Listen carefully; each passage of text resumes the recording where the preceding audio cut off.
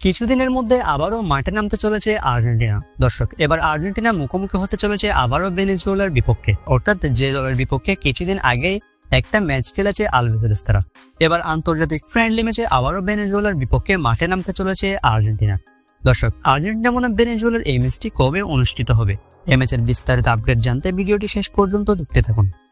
দর্শক, বিশ্বকাপ বাছাই পর্বের 17তম রাউন্ডের ম্যাচে কিছুদিন আগে ভেনেজুয়েলার সাথে ম্যাচ খেলেছে আর্জেন্টিনা, যেখানে লিওনেল মেসি এবং লাউতারোর গোলে দুর্দান্তভাবে ভেনেজুয়েলাকে উড়িয়ে দিয়েছে আর্জেন্টিনা। যেখানে মেসি করেছেন জোড়া গোল এবং লাউতারো মার্টিনেজ করেছেন এক গোল ভেনেজুয়েলার বিপক্ষে।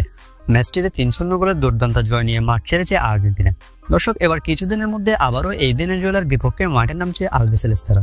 মূলত ফিফার আন্তর্জাতিক ফ্রেন্ডলি ম্যাচ অনুষ্ঠিত হবে অক্টোবরের 11 তারিখ।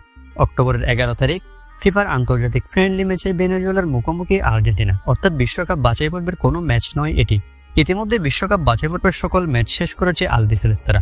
যে ম্যাচটি আর্জেন্টিনা ভেনেজুয়েলার বিপক্ষে সামনে খেলবে সেটা হচ্ছে আন্তর্জাতিক ফ্রেন্ডলি ম্যাচ, অর্থাৎ ফ্রেন্ডলি ম্যাচে অক্টোবরের 11 তারিখ আবারও আর্জেন্টিনা আর ভেনেজুয়েলা মুখোমুখি হতে চলেছে। দর্শক, ইতিমধ্যে এই ম্যাচটির সময়সূচিও প্রকাশ পেয়েছে। দর্শক, আর্জেন্টিনা বনাম ভেনেজুয়েলার এই ম্যাচটি অনুষ্ঠিত হবে অক্টোবর মাসের 11 তারিখ। অক্টোবর মাসের 11 তারিখ বাংলাদেশ সময় ভোর 6টায় এই ম্যাচটি শুরু হবে, যেখানে বর্তমান স্কোয়াড এবং পারফরমেন্স বিবেচনায় ভেনেজুয়েলার চেয়ে 1000 গুণে এগিয়ে রয়েছে আর্জেন্টিনা। ফিফার র্যাঙ্কিংয়েও ভেনেজুয়েলার চেয়ে অনেকটাই উপরে আলবিসেলেস্তারা। চলতি মাসের 5 তারিখ এই দুই দল মুখোমুখি হয় বিশ্বকাপ বাছাইয়ের 17তম রাউন্ডের ম্যাচে, যেখানে ভেনেজুয়েলা আর্জেন্টিনার সাথে পরাজিত হয় 3-0 গোলের ব্যবধানে। এবার আশা করা যায় আবারও ফ্রেন্ডলি ম্যাচে অক্টোবরের 11 তারিখ ভেনেজুয়েলাকে হারাবে আলবিসেলেস্তারা।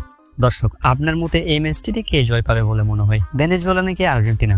কমেন্ট করে আপনার মতামত জানিয়ে দিতে পারেন আমাদেরকে।